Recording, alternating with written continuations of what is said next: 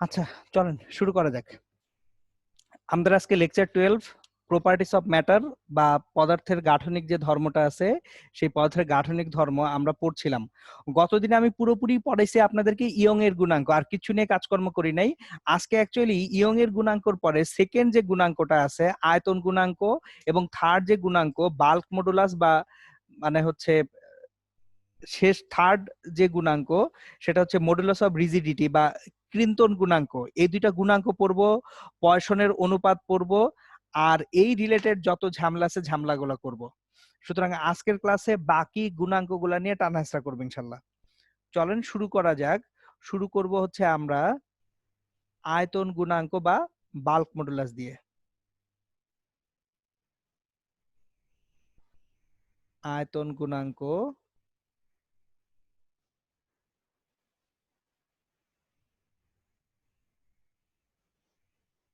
Bulk modulus. এখন আয়তন গুণাঙ্কের বেলায় অলওয়েজ একটা জিনিস খেয়াল রাখতে হবে, এইখানে কখনোই প্রসারণ হওয়া সম্ভব না। অলওয়েজ কি হবে? সংকোচন হবে। আয়তন গুণাঙ্কে কখনোই প্রসারণ হবে না, সবসময় কি হবে? সংকোচন।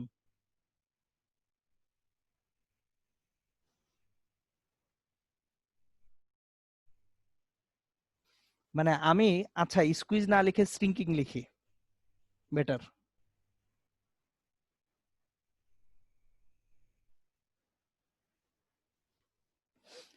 এখন শ্রিঙ্কিং হবে বা হচ্ছে কম্প্রেসড হবে।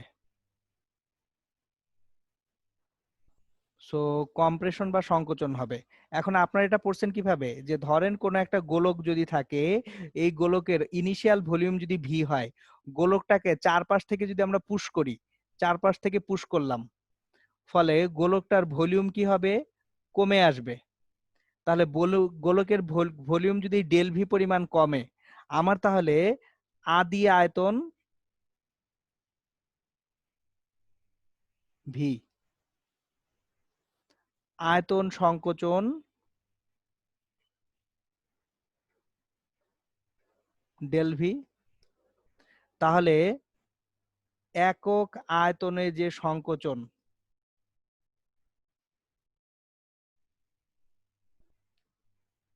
বা বিকৃতি, এটা কত হবে? Del V by V. এখন বাল্ক মডুলাস বি হচ্ছে পীড়ন, F by A divided by বিকৃতি, এটা আমরা পড়ছি, পারি, জানি। তাহলে এটা হচ্ছে PV divided by del V. এখন এই যে বাল্ক মডুলাস, এইটার বিপরীত রাশিটাকে বলা হয় সংনম্যতা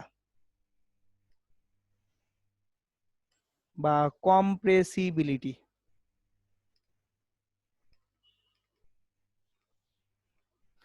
কে দ্বারা প্রকাশ করা হয়? কে সমান 1/b।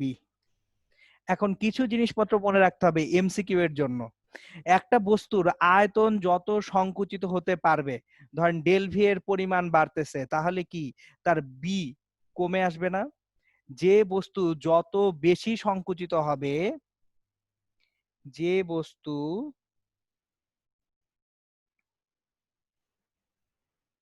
যত বেশি পরিমাণ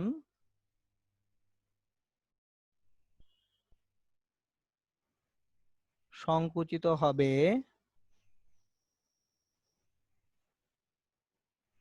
তার আয়তন গুণাঙ্ক তত কম,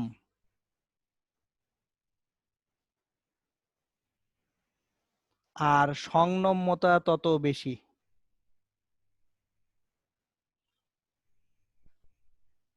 অ্যাকচুয়ালি সংনম্যতা কি বোঝায়? সংনম্যতা বোঝায় হচ্ছে সংনমিত বা সংকুচিত হবার ক্ষমতা।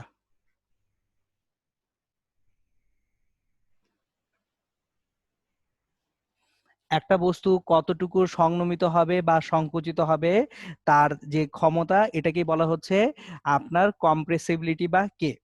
ওকে, এগুলো আমরা জানি। এখন আমি শুরু করব আয়তন গুণাঙ্কের সঙ্গে ঘনত্বের সম্পর্ক দিয়ে। আয়তন গুণাঙ্ক ও ঘনত্ব।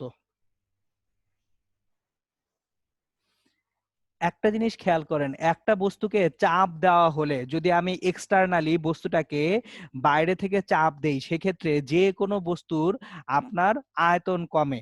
আয়তন যদি কমে, ভর একই আছে, ঘনত্ব বাড়বে। তাহলে বস্তুকে বাইরে থেকে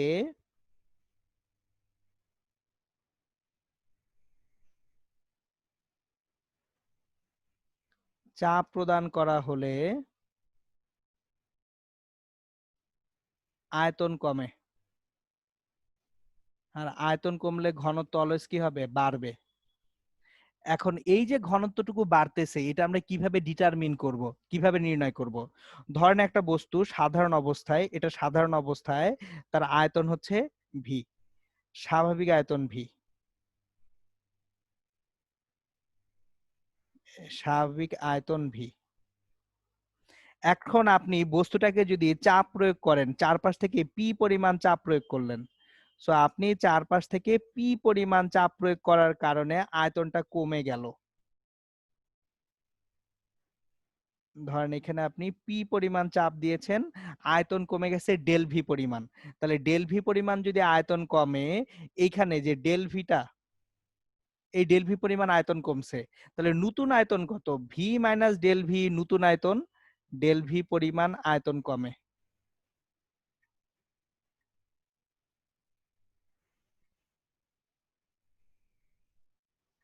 পি চাপ প্রয়োগে।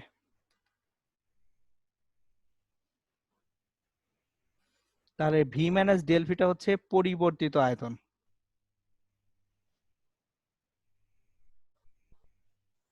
এখন আমার তাহলে এই যে দেখেন, স্বাভাবিক অবস্থায় তার যে আয়তন ছিল সেটা ভি ছিল, পরিবর্তিত অবস্থায় তার আয়তন হচ্ছে ভি মাইনাস ডেল ভি।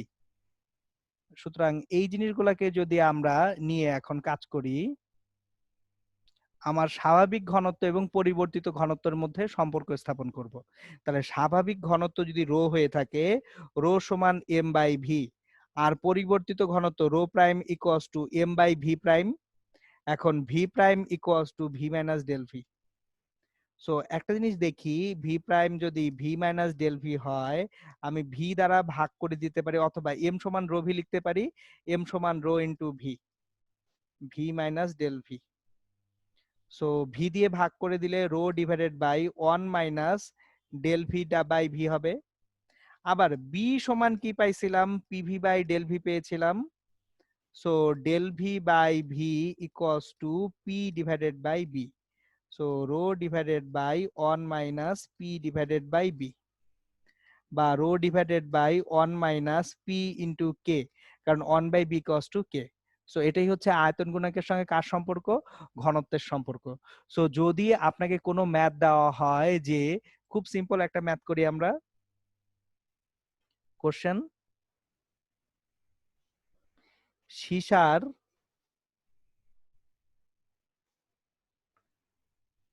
স্বাভাবিক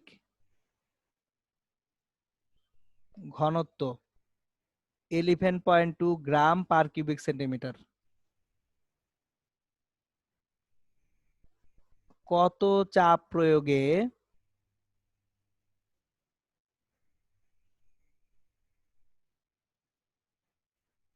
সীসার ঘনত্ব শতকরা 50 ভাগ বৃদ্ধি পাবে? সীসার আয়তন গুণাঙ্ক, ধরেন 1 ইন্টু 10 পাওয়ার 10 নিউটন পার মিটার স্কয়ার দেওয়া আছে। সেটা হচ্ছে প্রশ্ন। তাহলে এই প্রশ্নটাকে যদি সলভ করতে যাই আমরা, একটা জিনিস খেয়াল করেন, আমরা বোর্ড পরীক্ষার সময় ডিরেক্টলি এই যে ইকুয়েশনটা ডেভেলপ করলাম, এটা কিন্তু বোর্ড পরীক্ষায় ডিরেক্ট ব্যবহার করা যায় না। কেন যায় না? কারণ এটা ডেরাইভড ইকুয়েশন। কিন্তু আমরা ভর্তি পরীক্ষায় rho prime equals to rho divided by 1 minus P K, বা 1 মাইনাস পি বাই বি, এটা ডিরেক্টলি ব্যবহার করতে পারবো। এটা কিন্তু আমরা এখন ভর্তি পরীক্ষায় ডাইরেক্টলি ব্যবহার করতে পারবো। সো ভর্তি পরীক্ষায় যদি ডিরেক্টলি ব্যবহার করতে পারি আমরা, আমরা সরাসরি সূত্রটা লিখি, rho prime equals to rho divided by 1 minus P divided by B. এখন দেখেন যারা একটু স্মার্ট তারা রো এর মানই বসাবেন না। দেখেন অ্যাডমিশন টেস্ট হচ্ছে অল অ্যাবাউট স্মার্টনেস। আমি একটু বুঝিয়ে দেই আপনাদেরকে কোন কোন জায়গায় খ্যাতের মতো কাজ করবেন না। আমার এখানে বলছে যে ঘনত্ব 50% বৃদ্ধি পাবে, তার মানে rho prime equals to 1.5 into rho হবে। তাহলে আমার হুদাই মান বসানোর দরকার নাই, ইউনিট কনভার্সন মান টান হ্যান ত্যান ইয়াক। So 1 minus P by B. দেখছেন life is getting easy. So 1 minus P by B এদিকে নিয়ে এসে গুণ করে দিব, 1.5 minus 1.5 into P divided by B, যেটা বি হচ্ছে 1 ইন্টু 10^10। এইটা equals to, actually rho rho তো অলরেডি কাটাকাটি করে দিছি, এটা ইকুয়ালস টু 1। তাহলে দেখেন কি দাঁড়ায়, 1.5 divided by 1 into 10^10 into P, এইটা ইকুয়ালস টু 0.5। সো পি এর মান তাহলে যেটা হবে 10 into 10^10 divided by 3 newton per metre square. তার মানে actually 3.33 into 10^9 newton per metre square. এত চাপ প্রয়োগ করলে 50% কি হবে, ঘনত্ব বৃদ্ধি পাবে। দেখছেন পুরা পিওর ঢাকা ভার্সিটির প্রশ্ন করে ফেলছি।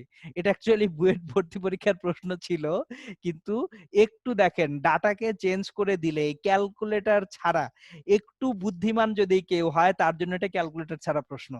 কিন্তু আপনি যদি ওই যে আরে রো এটাকে আবার ইউনিট কনভার্সন করতে যান পিওর ধরা, তখন আপনার মনে হবে যে না এই অঙ্ক তো আসলে ডি এর জন্য কঠিন হয়ে গেছে। কঠিন কিছুই হয় নাই। সো এটা গেল হচ্ছে আমাদের আয়তন গুণাঙ্কের সঙ্গে কার সম্পর্ক, ঘনত্বের সম্পর্ক।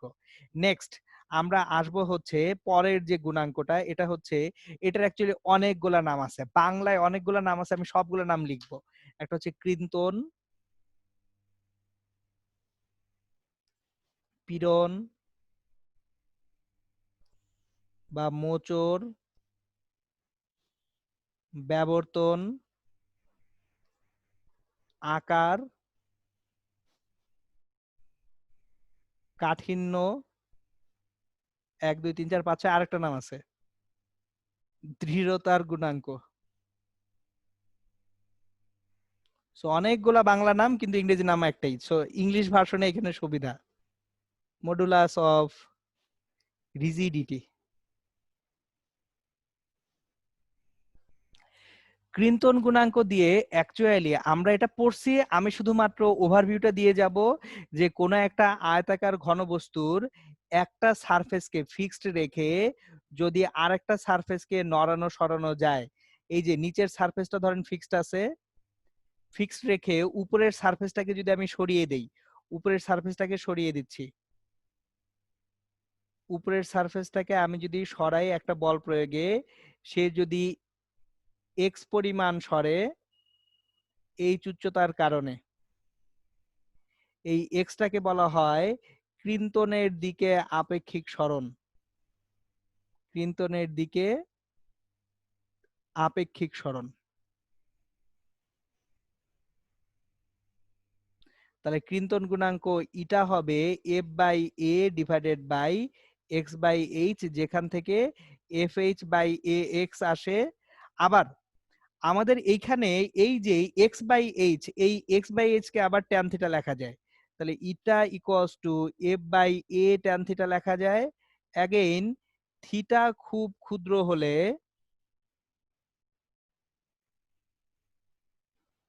ইটা সমান এফ বাই এ থিটা লেখা যাবে, যখন থিটাটা অতি অবশ্যই রেডিয়ানে প্রকাশিত।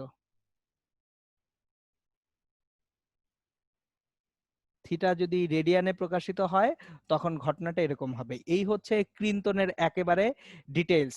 বাট এইখানে অ্যাকচুয়ালি ক্রিন্তন থেকে কি কি টাইপের কোশ্চেন হতে পারে সেখানে আমি যাব। ক্রিন্তন থেকে আপনাদের দুটো টাইপের কোশ্চেন হতে পারে, একটা হচ্ছে ডিরেক্টলি আপনার ক্রিন্তন গুণাঙ্ক কত সেটা বের করতে বলতে পারে, অথবা রিটেনে আপনার আরেকটা টাইপের কোশ্চেন হতে পারে। আমার এখন উদ্দেশ্য হচ্ছে রিটেনে কোন টাইপের প্রশ্ন হতে পারে সেটা আপনাদেরকে দেখানো, যে ক্যালকুলেটর ছাড়া ক্রিন্তন দিয়ে অ্যাকচুয়ালি কিভাবে রিটেন কোশ্চেন হতে পারে সেটা আমি আপনাদেরকে একটা ম্যাথ দিয়ে দেখাবো। সো চলেন প্রশ্ন করি। এটা হচ্ছে রিটেন টাইপ এক্সামে থাকবে, এমসিকিউ এ থাকবে না। ডিইউ তে রিটেন টাইপ কোশ্চেন এটা হতে পারে। সো ধরেন 1 সেন্টিমিটার পুরু একটি বর্গাকার তামার পাতকে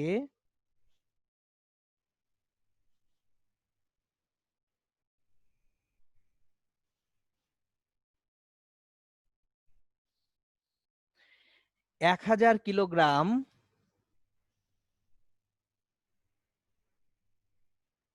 ক্রিন্তন বল দ্বারা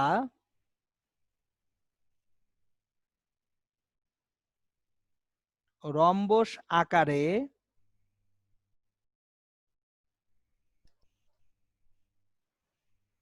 পরিণত করা হলো। খেয়াল করেন, আপনি 1 সেন্টিমিটার পুরো একটা বর্গাকার তামার পাতকে কি করতেছেন, 1000 কিলোগ্রাম ক্রিন্তন বল দ্বারা রম্বস আকারে পরিণত করছেন। পাতটির প্রতি বাহু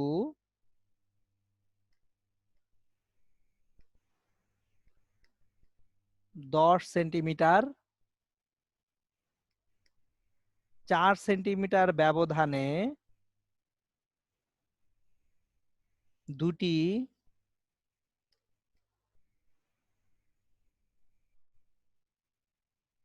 সমান্তরাল স্তরের মধ্যে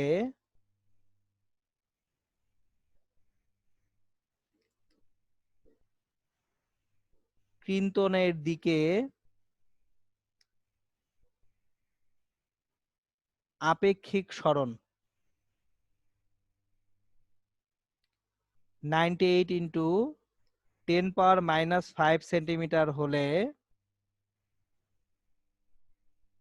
তামার ক্রিন্তন গুণাঙ্ক কত?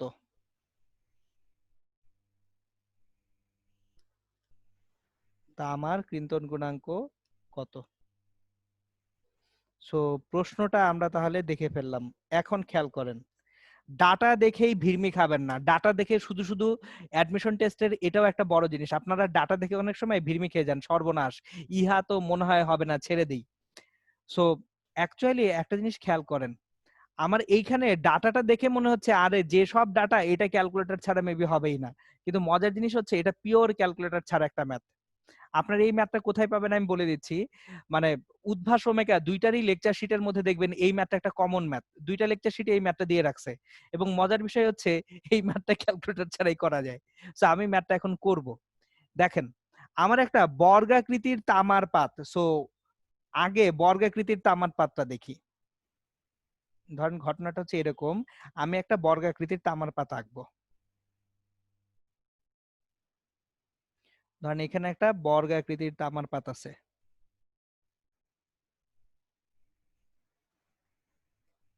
পাতার পুরুত্ব হচ্ছে 1 সেন্টিমিটার, তাহলে পুরুত্ব, পাতের পুরুত্ব হচ্ছে 1 সেন্টিমিটার।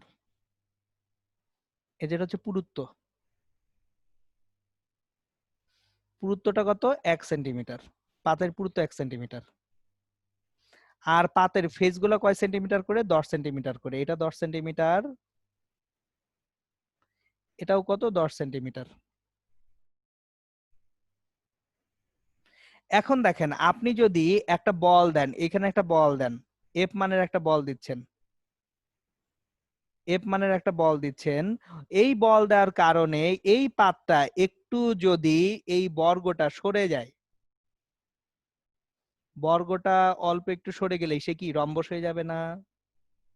মানে কোশ্চেনে কিন্তু এটাই বলছে যে আপনি একদিকে বল দিচ্ছেন, সে একটু সরে গিয়ে কিসে পরিণত হচ্ছে? রম্বসে পরিণত হয়ে গেছে। তাহলে আমার রম্বসে পরিণত হয়ে গেছে, এই হচ্ছে গোটা সিনারিওটা। তাহলে একটা জিনিস খেয়াল করেন, আমার যে ডেটাগুলো আছে, ডেটাগুলায় বল এফ সমান কত? 1000 কিলোগ্রাম বল, তাহলে F equals to 1000 into 9.8 newton, 1000 kilogram বল গেল। এরপর আমার দরকার হচ্ছে ক্রিন্তন গুণাঙ্ক, ইটা কত? এখন eta equals to F H divided by X, এই তো ইটা সমান কি? F H divided by A X, এটা করতে পারলে তো হয়ে যাচ্ছে। এখন একটা জিনিস খেয়াল করেন, আমাদের যদি ক্রিন্তনের দিকে আপেক্ষিক সরণটা আমরা চিন্তা করি, ভালো মতো এটা মনোযোগ দিয়ে দেখেন যে 4 সেন্টিমিটারে তার সরণ হচ্ছে কত? 98 ইন্টু 10⁻⁵ সেন্টিমিটার। সমান্তরাল স্তর যদি 4 সেন্টিমিটার হয়, 4 সেন্টিমিটারের জন্য সরণ কত? 98 ইন্টু 10⁻⁵ সেন্টিমিটার। এখানে আমার দুইটা সমান্তরাল স্তর কত দূরত্বে? 10 সেন্টিমিটারে না? সো আমরা ঐকিক নিয়মে যাই। h = 10 centimetre. এখন x, এই এক্সটা কত? এই এক্সটা হবে 98 ইন্টু 10⁻⁵ ডিভাইডেড বাই 4 ইন্টু 10। এটা একটু বোঝার চেষ্টা করেন। আমি ঐকিক নিয়মে বলতেছি কিন্তু একটু অন্যভাবে বলতেছি। 4 সেন্টিমিটারের জন্য সরণ কত? 98 10 ইন্টু 10⁻⁵। এটা কয় সেন্টিমিটারের জন্য সরণ? 4 সেন্টিমিটার। কিন্তু আমার পাতটার এক একটা বাহু কত সেন্টিমিটার? 10 সেন্টিমিটার। তাহলে আমার সরণ এক্সট্রা লাগবে কয় সেন্টিমিটারের জন্য? 10 এর জন্য লাগবে। তাহলে এই যে দেখেন 4 সেন্টিমিটারের জন্য সরণটা বের করলাম, সেটাকে 4 দ্বারা ভাগ করলে 1 সেন্টিমিটারের সরণ পাবো, আর 10 দ্বারা গুণ করলে কত সেন্টিমিটারের জন্য সরণ পাবো? 10 সেন্টিমিটারের জন্য সরণ পাবো। তাহলে x হচ্ছে সেন্টিমিটারে। খেয়াল করেন আমি সেন্টিমিটার থেকে মিটার করতেছি না কেন? একটু তাকায় দেখেন, উপরে h নিচে x কাটাকাটি যাবে না? সো h/x কাটাকাটি করে দিব। h/x যদি কাটাকাটি করে দেই কত থাকে? 10 10 নাই হয়ে গেল। 98 ইন্টু 10⁻⁵ ডিভাইডেড বাই 4 থাকুক, এটা h/x এর মান বের হয়ে গেছে। এখন f/a, f হচ্ছে 1000 ইন্টু 9.8। এ এ কত? এ হচ্ছে ক্ষেত্রফল। এইখানে আমার যে ক্ষেত্রফলটা আছে সেই ক্ষেত্রফলটা এখন কিভাবে বের করব? এবার হচ্ছে ঝামেলা। ক্ষেত্রফল কিভাবে আনবো? একটু দেখেন। আমি যে পাতে পাতে যে আমি বল প্রয়োগ করতেছি, যে পাশে বল প্রয়োগ করতেছি, এই যে এফটা যেদিকে দিচ্ছি সেই দিকে যে প্রান্তটা আছে ওই প্রান্তের ক্ষেত্রফলটা কত? এফটা যে প্রান্তে আছে ওই প্রান্তের ক্ষেত্রফল দেখেন, দৈর্ঘ্য কত? 1 আর প্রস্থ কত? 10। তাহলে ক্ষেত্রফল এ সমান হচ্ছে 10 ইন্টু 1 সেন্টিমিটার স্কোয়ার, তার মানে হচ্ছে 10 সেন্টিমিটার স্কোয়ার। তার মানে 10 into 10⁻⁻4 metre square. So 10⁻³ metre square. তাহলে এখন ক্ষেত্রফল 10⁻³ আর h/x এর মান অলরেডি পেয়ে গেছি 98 ইন্টু 10⁻⁵ ডিভাইডেড বাই হচ্ছে কত? 4। তাহলে আমরা অ্যাকচুয়ালি, আচ্ছা আমি একটা ছোট্ট ভুল করছি দেখেন, h/x থেকে একটা ভুল করছি আমি। h/x তো ভাগ করতে হবে 10 divided by 98 into 10⁻⁵/4 into 10। So 10 10 কাটেন, 4 ডিভাইডেড বাই 98 ইন্টু 10⁻⁵। আমি উল্টায় লিখি নাই। তাহলে এই যে এখন মানগুলা বসাই। 4 ডিভাইডেড বাই 98 ইন্টু 10⁻⁵। অঙ্ক শেষ। খেয়াল করেন কি হচ্ছে, নিচে 10⁻8 চলে আসছে, নিচে কত আসছে? 10⁻8। 9.8 98 কাটাকাটি করেন 10। So actually 4 into 10 cube into 10⁻8 পাবো। এটা হচ্ছে 10⁻8 আর একটা 10⁻7, সে 4 into 10⁻10 newton per metre square. সুতরাং এই হচ্ছে ক্রিন্তন গুণাঙ্ক দিয়ে চাইলে ক্যালকুলেটর ছাড়া, দেখেন এই যে এই পুরা ম্যাথটাই ছিল ক্যালকুলেটর ছাড়া। সো এটা ইঞ্জিনিয়ারিং এরও কোশ্চেন হতে পারে, এটা ভার্সিটির কোশ্চেনও হতে পারে, যে কোনো জায়গায় দিয়ে দেওয়া পসিবল। যাই হোক, এখন আসেন ক্রিন্তন গুণাঙ্ক থেকে অ্যাকচুয়ালি আরেকটা জিনিস থাকতে পারে, সেটা হচ্ছে একটা বস্তু কতটুকু বেঁকে যাবে, কতটুকু হেলে যাবে বা কতটুকু বেঁকে যাবে সেটাও ক্রিন্তন গুণাঙ্ক থেকে বের করা সম্ভব। তাহলে ওইটাও আমরা একটু কনসেপ্টটা, থিওরিটা বের করে রাখি, যে কোনো একটা রড কোনো একটা দেয়ালে গাঁথা আছে, তাহলে এই রডটা দেয়ালে কতটুকু হেলে যাবে বা কতটুকু বেঁকে যাবে। সো কোনো দেয়াল হতে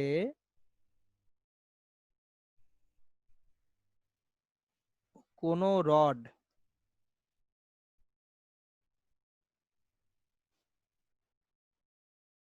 বের করা থাকলে তা কতটুকু হেলে যাবে বা বেঁকে যাবে।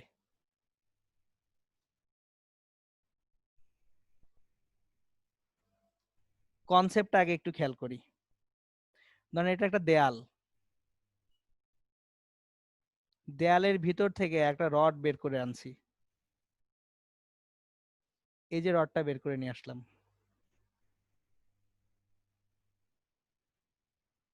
এই রডের মাথায় যখন একটা ওজন দিব, ওজনটাই হচ্ছে বল এফ। এই যে ওজনটা হচ্ছে বল এফ। তাহলে আমার এখানে eta equals to F divided by A theta করলেই অঙ্ক হয়ে যাবে। দেখেন আসলে কি হয়, এই রডটা এখান থেকে এইভাবে হেলে যায়, আমি ওজন দিলে রডটা কি বাঁকা হয়ে যাবে না? তাহলে কতটুকু হেলতেছে, এই যে যে পরিমাণ হেললো, এই থিটাটা বের করতে হবে। তাহলে eta equals to F by A theta. এবার তাহলে F equals to M G, A হচ্ছে পায়ের স্কয়ার থিটা। তাহলে আমার ইটা জানলে থিটা বের হবে, অথবা থিটা জানলে ইটা বের হবে। থিটা অবশ্যই এখানে কিসে প্রকাশিত? থিটা রেডিয়ানে প্রকাশিত। আমি বারবার এই কথা বলতেছি, এইটা আপনারা অনেক বেশি ভুল করেন। দেখেন যখনই এসআই ইউনিটে থাকবে, বাকি সব কিছু এসআই ইউনিটে থাকবে, থিটা কিসে প্রকাশিত হবে? রেডিয়ানে। তখন কিন্তু থিটা ডিগ্রিতে প্রকাশ করলে হবেই না। যদি সাইন কস ট্যান থাকে, তখন থিটাকে আপনি কিসে প্রকাশ করতে পারেন? ডিগ্রিতে প্রকাশ করতে পারেন। কিন্তু যদি সাইন কস ট্যান না থাকে, শুধুমাত্র অন্য রাশিগুলো এসআই ইউনিটে থাকে, তখন থিটাটাকে কিসে প্রকাশ করতে হবে? রেডিয়ানে প্রকাশ করতে হবে। থিটাটা রেডিয়ানে প্রকাশ না করলে সেখানে কি হবে? ভুল হয়ে যাবে। আশা করি ইনশাল্লাহ বুঝতে পারছেন। তাহলে একটা রড যদি কোনো দেয়াল থেকে বের করা থাকে, সেক্ষেত্রে রডটা ঠিক কতটুকু হেলে যাবে, এই হেলে যাওয়ার পরিমাণটা আমরা অ্যাকচুয়ালি বের করতে পারি এইভাবে। ওকে, আশা করা যায় এটা ইনশাল্লাহ আপনারা বুঝতে পারছেন।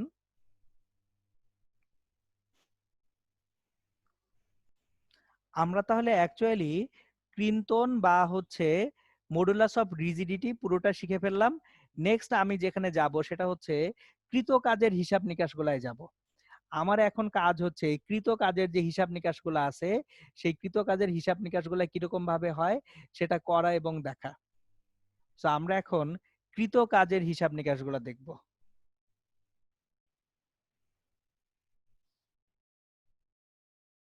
স্থিতিস্থাপক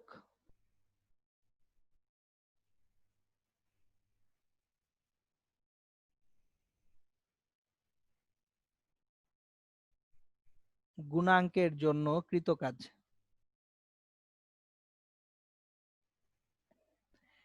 এখন এই যে কৃত কাজটা, এই কৃত কাজটা আমি ইয়ং এর গুণাঙ্কের জন্য দেখব, আয়তন গুণাঙ্কের জন্য দেখব, ক্রিন্তন গুণাঙ্কের জন্য দেখব, প্রত্যেকটা গুণাঙ্কের জন্য কৃত কাজ দেখব। তাহলে ইয়ং এর গুণাঙ্কের জন্য Young's modulus,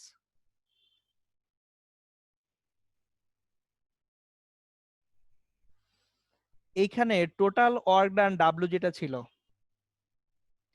Y A L square by twice L ছিল মনে করেন। এখন একক আয়তনে কৃত কাজ,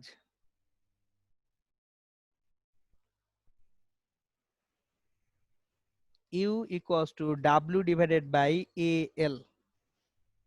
তাহলে Y A L square by twice L divided by A L. এখান থেকে আমরা পড়ে আসছি হাফ ইন্টু পীড়ন ইন্টু বিকৃতি, that is half into stress into strain. এটা ছিল কি একক আয়তনীকৃত কাজ। এখন দেখি আমরা ইয়ং মডুলাসের পরে যদি বাল্ক মডুলাসে যাই, bulk modulus,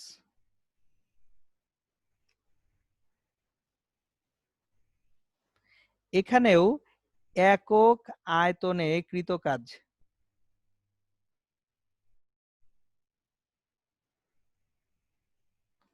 you equals to half into আয়তন পীড়ন ইন্টু আয়তন বিকৃতি পাবো। এখন আয়তনে পীড়ন, পীড়ন মানে কি? বল বাই ক্ষেত্রফল। বিকৃতি, বিকৃতি মানে কি? কতটুকু পরিবর্তন হয়েছে ডিভাইডেড বাই আদি আয়তন।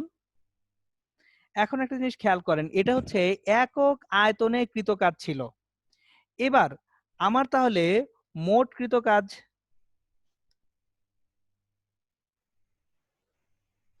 W equals to U into মোট আয়তন V, half into F by A into del V by V into V, তাহলে half F del V divided by A. এখন একটা জিনিস খেয়াল করেন, আমরা বাল্ক মডুলাসে যখন বি বের করছি, বি ইকুয়ালস টু কি ছিল? বি ইকুয়ালস টু ছিল P V divided by del V. এখন পি সমান ছিল F by A, F by A হচ্ছে P, V divided by del V. তাহলে একটা জিনিস দেখেন তো, এফ বাই এ সমান কত লেখা যায়? B into del V by V কিন্তু লেখা যায়। এফ বাই এ সমান B into del V by V লেখা যায়। তাহলে half into B into del V square divided by V. এই যে এটা হবে হচ্ছে বাল্ক মডুলাসের জন্য কৃত কাজ, half into B del V square divided by কি হবে? ভি হবে। এটা গেল। এখন আমরা একইভাবে যদি মডুলাস অফ রিজিডিটি বা ক্রিন্তন গুণাঙ্কের জন্য দেখতে যাই, তখন কি পাবো সেটা দেখি। সো ক্রিন্তন গুণাঙ্ক, modulus of rigidity.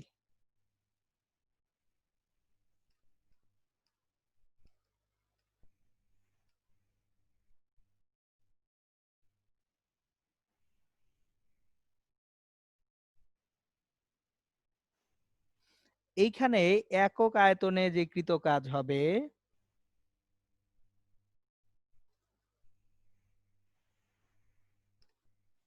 You half into এখনো ক্রিন্তন পীড়ন,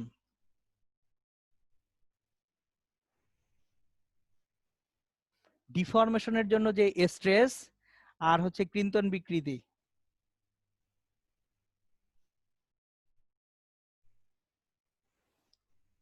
তাহলে ক্রিন্তন পীড়ন, পীড়ন তো এফ বাই এ, আর বিকৃতিটা কি? বিকৃতি এখন দেখেন ক্রিন্তনের বেলায় বিকৃতিটা হচ্ছে এক্স বাই এইচ, এটা হচ্ছে বিকৃতি। এখন দেখেন আমরা এখান থেকে আবারও ক্রিন্তনের বেলায় eta equals to F H divided by A X, তাহলে এফ বাই এ সমান লিখতে পারি ইটা এক্স বাই এইচ, তাহলে half into eta X divided by H into X by H, তাহলে half into eta X square divided by H square. So খেয়াল করেন, আপনাকে যদি যে কোনো সিনারিওতে কাজ বের করতে বলে, সেটা হচ্ছে ইয়ং এর গুণাঙ্কের জন্য হতে পারে, সেটা ক্রিন্তন গুণাঙ্কের জন্য হতে পারে, সেটা ইভেন আয়তন গুণাঙ্কের জন্য হতে পারে, আমি আপনাদেরকে প্রসিডিউরটা শিখিয়ে দিলাম। প্রসিডিউরটা হচ্ছে আগে একক আয়তনের জন্য কৃত কাজটা বের করে নেবেন। একক আয়তনের জন্য কৃত কাজটা বের করার পরে সেটাকে অ্যাকচুয়ালি, আচ্ছা আমি একটা ভুল করছি, এইখানে ভুল করেছি, দুঃখিত, ভুল করছি একটু। এটা হচ্ছে একক আয়তনে কৃত কাজ। এবার মোট কৃত কাজ,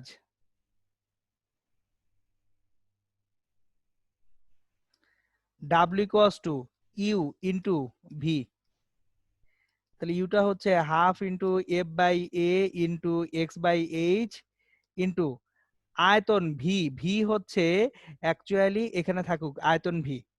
সো এই যে এফ বাই এ যেটা আছে half into F by A ইটা X divided by H into X by H into V, এটা হবে মোট কৃত কাজ। আমি ভি বাদ দিলে হবে না, তাহলে দেখি তো আগেরটাও ভুল করে রাখছি বোধহয়। এখানেও F by A equals to, না আগেরটাই ভুল করিনি, আগেরটা ঠিক আছে কারণ নিচে ভি রাখা আছে, কিন্তু এখানে ভুল করে ফেলছিলাম, এটা একটু কারেকশনটা একটু দেখে নিন আপনারা। সো এই যে দেখেন আমার তাহলে আমরা যে কোনো মুহূর্তে কি করতে পারতেছি, কৃত কাজটা বের করতে পারতেছি যে কোনো কিছুর জন্য অ্যাকচুয়ালি। ওকে, সো আমাদের তাহলে দেখেন গুণাঙ্কগুলা হয়ে গেল। এখন নেক্সট যেটা আজকে আমি আপনাদেরকে পড়াবো সেটা হচ্ছে পয়সনের অনুপাত। এখান থেকে আরো একটা ইম্পর্টেন্ট ইস্যু হচ্ছে পয়সনের অনুপাত। পয়সনের অনুপাত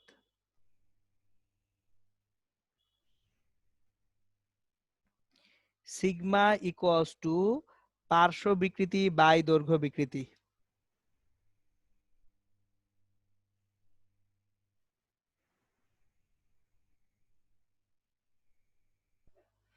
এখন আপনারা কিছু ঝামেলায় পড়েন, আর আমি ঝামেলাগুলো একটা একটা করে বলতেছি। বইয়ের সূত্রে প্লাস মাইনাস নিয়ে প্রচুর টানা হেঁচড়া আছে।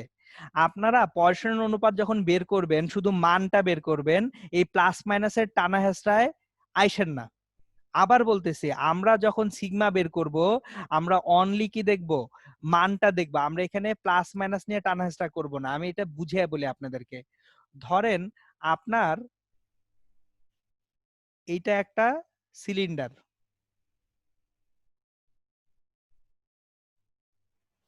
এই সিলিন্ডারটার আদি ব্যাস হচ্ছে ডি, ডি হচ্ছে তার আদি ব্যাস। এখন সিলিন্ডারটাকে যদি আমি টান দেই, নিচ থেকে টান দিলে তার ব্যাসটা কি কমে যাবে না? তার ব্যাসটা কমে যাবে। তাহলে এখানে হচ্ছে ডি হচ্ছে আদি ব্যাস, ছোট ডি হচ্ছে ব্যাস যতটুকু হ্রাস পায়।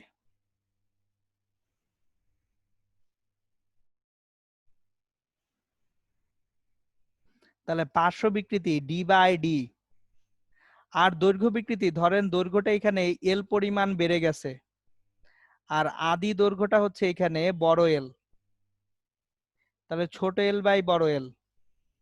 সুতরাং ইকুয়েশনে যেটা পাবো আমরা সেটা হবে, দেখেন এখান থেকে বড় এল ইন্টু ডি ছোট ডি ডিভাইডেড বাই ছোট এল ইন্টু বড় ডি। এটাই হচ্ছে আমাদের পয়সনের অনুপাত। এখন এইখানে প্লাস মাইনাস অটোমেটিক চলে আসবে, আপনার এটা নিয়ে টেনশন করতে হবে না। তো আপনারা এটা নিয়ে টেনশন করেন না যে পয়সনের অনুপাত কেন প্লাস মাইনাস হলো হইলো না, কেন মাইনাস দিলাম কেন মাইনাস দিলাম না। এই জিনিসগুলো আমি ক্ল্যারিফাই করে দিচ্ছি। কখন পয়সনের অনুপাত প্লাস হবে, কখন পয়সনের অনুপাত মাইনাস হবে, সেটা আমি একেবারে ক্লিয়ারলি বুঝিয়ে দিই। বিভিন্ন স্থিতিস্থাপকতার গুণাঙ্কের সাথে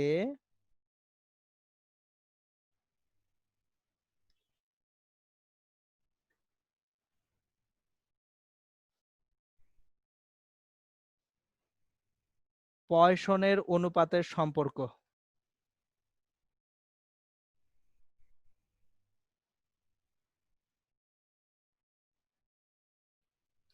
আমার যতগুলা স্থিতিস্থাপকতার গুণাঙ্ক আছে প্রত্যেকটা স্থিতিস্থাপকতার গুণাঙ্ক একটা আরেকটার সঙ্গে রিলেটেড, সম্পর্কিত।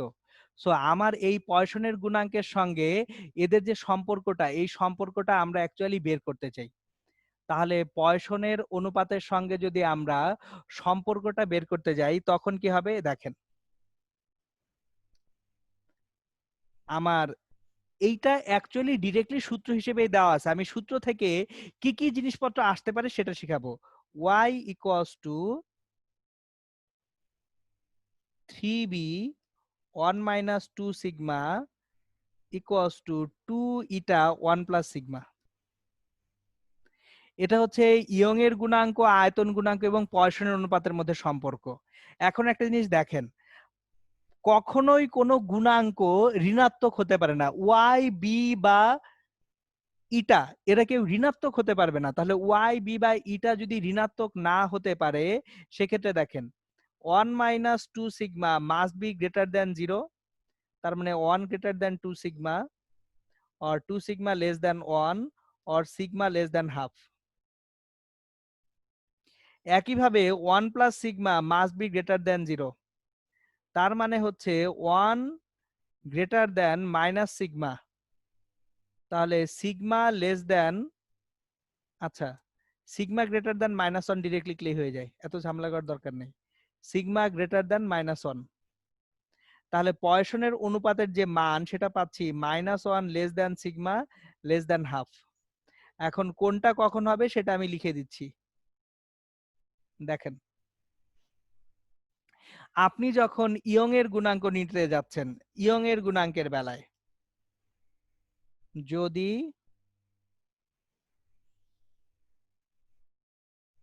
আয়তন অপরিবর্তিত থাকে,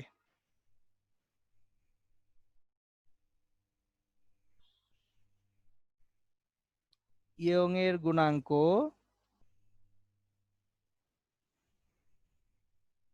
ও ক্রিন্তন গুণাঙ্কে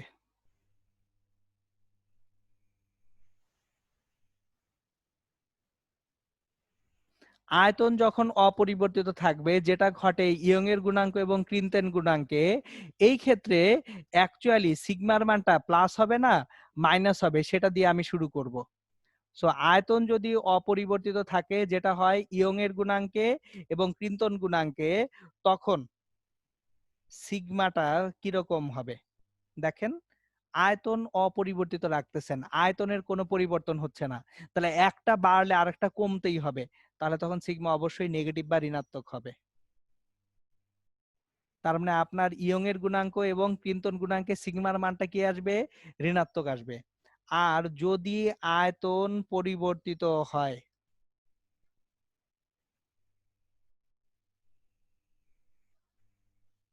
দেখেন আয়তন গুণাঙ্কের বেলায় আপনি কি চাপ দিয়ে আয়তন কমায় ফেলছেন না? সো আয়তন গুণাঙ্কে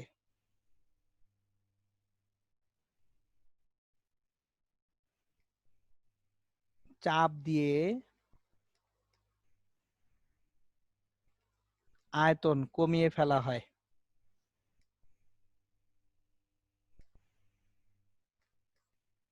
তখন সিগমা কি হবে? ধনাত্মক হবে।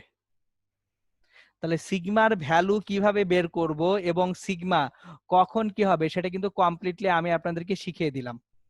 সো এটা গেল হচ্ছে সিগমা নিয়ে টানা হেঁচড়া। এখন এইখানে একটা ইস্যু আছে, ইস্যুটা হচ্ছে গ্রাফ দরকার। এখন দেখেন,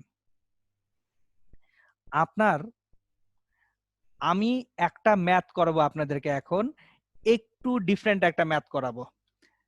গ্রাফের ব্যবহারটা এখানে আমি একটু ডিফারেন্ট একটা ম্যাথ দিয়ে আপনাদেরকে শিখাবো। কোশ্চেন, ধরেন আমার একটি ইস্পাতের তারে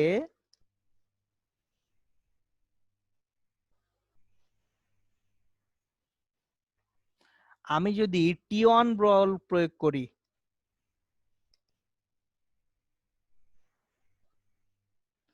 T1 বল প্রয়োগে দৈর্ঘ্য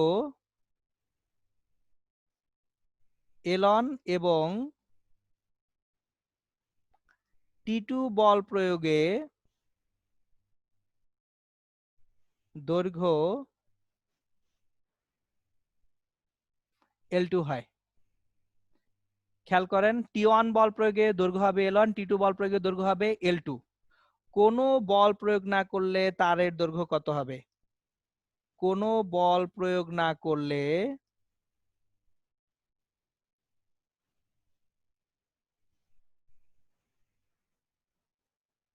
তারের দৈর্ঘ্য কত হবে? সো খেয়াল করেন, একটু পিকুলিয়ার টাইপ কোশ্চেন। মানে এই টাইপ পিকুলিয়ার কোশ্চেন গুলা অ্যান্সার করব কিভাবে? দেখেন, এই টাইপ কোশ্চেন গুলো আপনাদের মানে হচ্ছে নরমালি আসে না, এটা কখনোই বোর্ড পরীক্ষার জন্য আপনারা এই টাইপ কোশ্চেন করেন না। কিন্তু এখন দেখেন কি বলছে, T1 বল প্রয়োগ করলে দৈর্ঘ্য হবে L1, T2 বল প্রয়োগ করলে দৈর্ঘ্য হবে L2। কোনো মানও দেওয়া নাই, না দিয়ে ডিরেক্টলি বললো যে কোনো বল প্রয়োগ না করলে এই যে তারটা আছে এই তারটার জন্য আদি দৈর্ঘ্য কত হবে, এটা হচ্ছে বের করতে বলছে। এখন এই ম্যাথটা যদি আপনার ঢালের কনসেপ্ট জানা থাকে, খুব সহজ। দেখেন, এই ম্যাথটা আসলে খুব সিলি ম্যাথ, খুবই সিলি ম্যাথ। আমরা যদি টান বনাম বস্তুর দৈর্ঘ্যটা চিন্তা করি, খেয়াল করেন, আমরা জানি পীড়ন এবং বিকৃতি পরস্পর কি সমানুপাতিক হুকের সূত্র থেকে। তাহলে দৈর্ঘ্য বনাম টানের যদি আমরা গ্রাফ আঁকি, এল বনাম টি এর গ্রাফ যদি আঁকি, এল বনাম টি, স্থিতিস্থাপকতার সীমার মধ্যে পীড়ন বিকৃতির কি সমানুপাতিক না? তাহলে পীড়ন যদি বিকৃতির সমানুপাতিক হয়, দৈর্ঘ্যটা যে বাড়বে, দৈর্ঘ্যটা যে বৃদ্ধি পাবে, সেটা কিভাবে বৃদ্ধি পাবে? সম্পূর্ণ সরল রৈখিক ভাবে দৈর্ঘ্যটা সরল রৈখিক ভাবে বৃদ্ধি পাবে। তাহলে দৈর্ঘ্য যদি সরল রৈখিক ভাবে বৃদ্ধি পায়, এই যে এটা হচ্ছে আদি দৈর্ঘ্য, এই পর্যন্ত হচ্ছে আদি দৈর্ঘ্য। এখন আপনি টি1 বলে তার দৈর্ঘ্য হলো এল1, টি2 বলে তার দৈর্ঘ্য হলো এল2। দেখেন কেন বলতেছিলাম এটা সহজ ম্যাথ। এই যে এই বিন্দুটা হচ্ছে এল1 টি1, আর এই বিন্দুটা হবে এল2 টি2। দেখেন এল1 টি1 আর হচ্ছে এল2 টি2। এখন অ্যাকচুয়ালি যখন টান বল টি সমান 0 হয়ে যাবে, বুঝেন, টান বল যদি টি সমান 0 হয়, তখন আদি দৈর্ঘ্যটা কত? এখানে এল। তাহলে এই টান বল টি এর মান যখন 0, আদি দৈর্ঘ্য হচ্ছে এল, এটা তাহলে এল 0। জিনিসটা খেয়াল করেন, এই বিন্দুটা হচ্ছে এল দৈর্ঘ্য 0, এটা এল1 টি1, এটা এল2 টি2। সো আমি আপনাদেরকে আরেকটু বুঝাই, দেখেন y সমান F L divided by A এল, এটা আমরা পড়ে আসছি। এখন পীড়ন বিকৃতির সমানুপাতিক, স্থিতিস্থাপকতার সীমার মধ্যে পীড়ন যদি বিকৃতির সমানুপাতিক হয়, এই যে সমীকরণটা আছে এইটা কি একঘাত একটা সমীকরণ না? এখানে দ্বিঘাত কোনো ব্যাপার স্যাপার আছে? এখানে কিন্তু দ্বিঘাত কোনো ব্যাপার স্যাপারই নাই। তাহলে যদি দ্বিঘাত কোনো কিছু এখানে না থেকে থাকে, তার মানে এটা অ্যাকচুয়ালি একটা একঘাত সমীকরণ বা সরল রেখার সমীকরণ। সুতরাং দৈর্ঘ্য এবং টান বলের যে সম্পর্কটা, এই সম্পর্কটা সরল রৈখিক সম্পর্ক। কোথা থেকে পাইছি? এই যে পীড়ন বিকৃতির সমানুপাতিক। দেখেন পীড়ন ইজ প্রপোর্শনেট টু বিকৃতি। তাহলে পীড়ন এফ বাই এ, বিকৃতি ছোট এল বাই বড় এল। এখন ছোট এল বাই বড় এলটাকে আমরা লিখতে পারবো L plus L minus L divide by L. তো আপনি যেভাবেই আপনি এটাকে চেঞ্জ করেন না কেন, দেখেন তাহলে কি হয়, F by A proportionate to L plus L, এটা হচ্ছে L on minus L by L. এটা থেকে আপনি সরল রেখা ছাড়া অন্য কিছু পাবেন? খেয়াল করেন, এই অংশ থেকে আপনি কি সরল রেখা ছাড়া অন্য কিছু পাবেন? পাবেন না। আমাদের অঙ্ক শেষ। কিভাবে? খেয়াল করেন, এখানে একটাই সরল রেখা, তাহলে ঢাল কি দুইটা হবে না একটা হবে? একটা ঢাল হবে। তাহলে আমার যদি এখানে প্রথম অংশ থেকে ঢাল চিন্তা করি, যে এই অংশ থেকে ঢাল চিন্তা করি, তাহলে দেখেন ঢাল মানে কি? ঢাল মানে হচ্ছে ওয়াই অক্ষ বরাবর টি1 minus 0 divided by এল1 minus L, এটা ইকুয়ালস টু ওইখান থেকে যদি আনি টি2 মাইনাস টি1 ডিভাইডেড বাই এল2 মাইনাস এল1। তাহলে এখন আমি এখান থেকে টি1 বাই এল1 মাইনাস এল সমান টি2 মাইনাস টি1 ডিভাইডেড বাই এল2 মাইনাস এল1 পাচ্ছি। আমার এখানে আননোন রাশি কয়টা? আননোন রাশি একটাই আছে, সে একটা রাশি কি? এল এর মান। তাহলে এখন যদি এগুলাকে গুণ করে দেই, এল এর মানটা অ্যাকচুয়ালি বের হয়ে আসবে। সো এই হচ্ছে অ্যাকচুয়ালি আমাদের টান বল এর ক্ষেত্রে, বা একটা বস্তুকে যখন আমরা টানাটানি করব, তখন শুধুমাত্র সরল রেখার কনসেপ্ট থেকেও কি বের করা যায়? আদি দৈর্ঘ্যটা এখান থেকে বের করা সম্ভব হয়ে যায়। সো আশা করি ইনশাল্লাহ আপনাদেরকে এই জিনিসটা বুঝাইতে পারছি আমি। ওকে, এখন চলে গেল আমাদের হচ্ছে ইয়ং এর গুণাঙ্ক, আয়তন গুণাঙ্ক, কৃন্তন গুণাঙ্ক, এগুলার অ্যাকচুয়ালি ব্যবহার। এইবার এখান থেকে আমি আরেকটা কোশ্চেন করব। এই কোশ্চেনটা আমরা একটু সলভ করি, একটু কনসেপচুয়াল একটা কোশ্চেন। সো কনসেপচুয়াল কোশ্চেনটা আমি আগে লিখি। ধরেন আমরা কোশ্চেনটা করি, সরল দোলকের সঙ্গে আমাদের এখানে টান বলের সম্পর্কে চলে আসব। কোশ্চেন, কোশ্চেনটা হচ্ছে ধরেন একই দৈর্ঘ্যের দুইটি তার এ ও বি একই উপাদান দ্বারা তৈরি।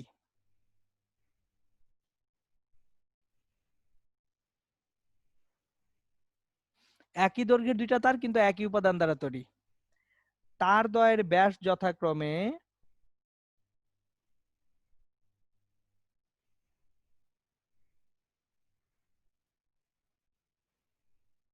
2 মিলিমিটার ও 4 মিলিমিটার।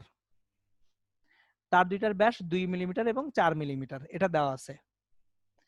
এখন আপনাকে যদি বলা হয় যে এ তারের অসহপীড়ন, এ তারের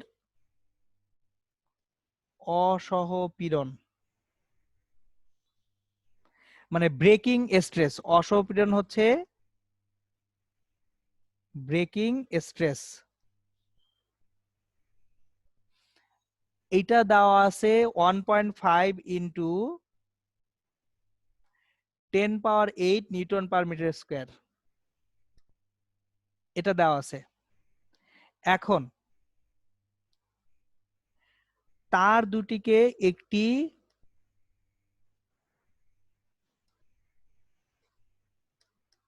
দৃঢ় অবলম্বন হতে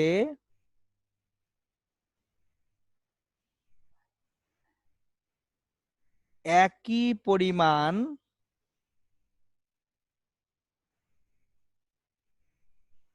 ভর দিয়ে ঝুলিয়ে দিয়ে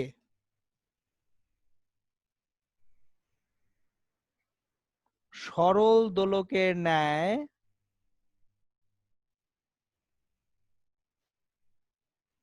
দুলতে দেয়া হলে দোলনকালের অনুপাত কত?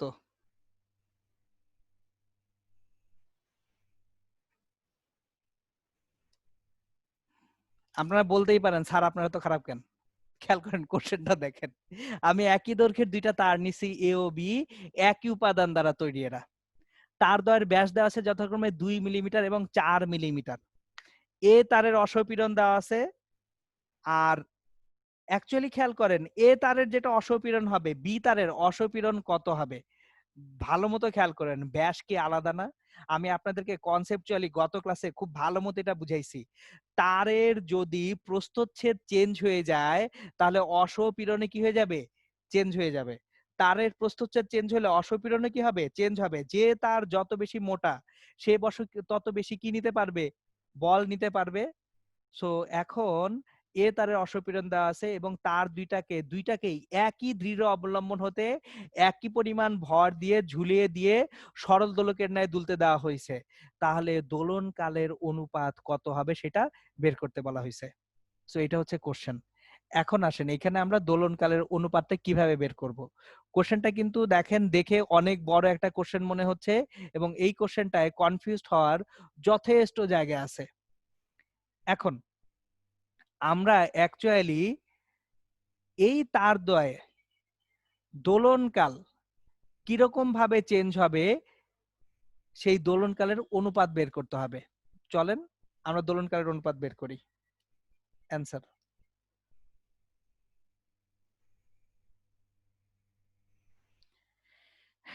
খেয়াল করেন, আমার দুইটা তারের y সমান FL/AL আমরা জানি। আদি দৈর্ঘ্য এক আছে কিন্তু প্রস্থচ্ছেদ কি এক আছে? নাই। বল একই দিচ্ছি, ওয়াইও এক আছে, দেখেন ওয়াই এফ এই দুইটা একই আছে, বাট এ কিন্তু চেঞ্জ হয়ে গেছে। সো কি কি জিনিসপত্র এক আছে দেখেন, ওয়াই এফ এল একই আছে, কিন্তু এ প্রস্থচ্ছেদের ক্ষেত্রফল চেঞ্জ হয়ে গেছে, তাহলে এলও কি হবে? চেঞ্জ হয়ে যাবে। সো আমার এই যে L is inversely proportionate to A, জিনিসগুলো বুঝেন। যে পরিমাণ দৈর্ঘ্যের প্রসারণ হবে সেটা আমার অ্যাকচুয়ালি প্রস্থচ্ছেদের ক্ষেত্রফলের কি ব্যস্তানুপাতিক। তাহলে L2/L1 ইকুয়ালস টু A1/A2। এখন দেখেন L2 by L1 equals to A1 pi r square 2 millimetre একটার ব্যাস, তাহলে পাই ইন্টু 1 স্কোয়ার, এ সমান পাই আর স্কোয়ার। আর আরেকটার ব্যাস কত 4 মিলিমিটার, তার মানে ব্যাসার্ধ কত 2 millimetre, pi into 2 square. So L2 equals to L1 by 4। যে তারের ব্যাস বড় সেই তারটা কিন্তু বেশি প্রসারিত হবে না, সেই তারটা কম প্রসারিত হবে। এখন তাহলে কার্যকর দৈর্ঘ্য কি একই থাকতেছে না চেঞ্জ হয়ে যাচ্ছে? কার্যকর দৈর্ঘ্য চেঞ্জ হয়ে যাচ্ছে। দেখেন তাহলে T2 by T1 equals to root over L2 by L1। দেখেন T equals to 2 pi root over L by G এখান থেকে আসতেছে। তাহলে root over L2 by L1 যদি করি, L2 কত? L2 হচ্ছে L প্লাস L2, আর L1 কত? L plus L1। তাহলে এইখান থেকে অ্যাকচুয়ালি L প্লাস L2 মানে হচ্ছে L1 বাই 4, আর নিচে L প্লাস L1। এখন যদি আমরা অ্যাকচুয়ালি আদি দৈর্ঘ্যটা যেহেতু দেওয়া নাই, সেহেতু অ্যান্সারটা এই পর্যন্ত থাকবে, আমরা অ্যান্সারে আগাতে পারবো না। কিন্তু যদি আদি দৈর্ঘ্য দেওয়া থাকতো, তাহলে আমরা অ্যাকচুয়ালি এখানে এই বড় এল এর মান জানলে ছোট এল বের করে এখান থেকে বের করতে পারতাম কোনটার পর্যায়কাল বেশি হবে, কোনটার পর্যায়কাল ছোট হবে। সো খেয়াল করে দেখেন, পর্যায়কাল বেশি হবে কার? যে তারের ব্যাস কম তার কার্যকর দৈর্ঘ্য বেশি হবে, পর্যায়কালও বেশি হবে। আর যে তারের ব্যাস বেশি তার কার্যকর দৈর্ঘ্যটা ছোট এবং তার অ্যাকচুয়ালি পর্যায়কাল কম হয়ে যাবে। সো এই হচ্ছে অ্যাকচুয়ালি আপনাদের আমাদের যে স্থিতিস্থাপকতার প্রথম অংশটুকু আছে সেই প্রথম অংশটুকুর ডিটেলস। এখন ইনশাল্লাহ আমরা নেক্সট ক্লাসে যেটা শুরু করব সেটা হচ্ছে প্রবাহী পদার্থ। আমি আপনাদেরকে শুরুতেই বলছিলাম যে এই চ্যাপ্টারটা আমি সময় নিয়ে পড়াবো, কারণ হচ্ছে এই চ্যাপ্টারে প্রচুর জিনিসপত্র আছে যেটা একে আপনাদের খুব কষ্ট হয়ে যায়, আর 2 নাম্বার হচ্ছে এই যে দেখেন আজকের ক্লাসে আমি কিছু জিনিসপত্র দেখালাম যে জিনিসপত্রগুলো হয়তো বা আমরা এইচএসসি তো ওইভাবে পড়ি না। সো এই হচ্ছে আজকের ক্লাসটা।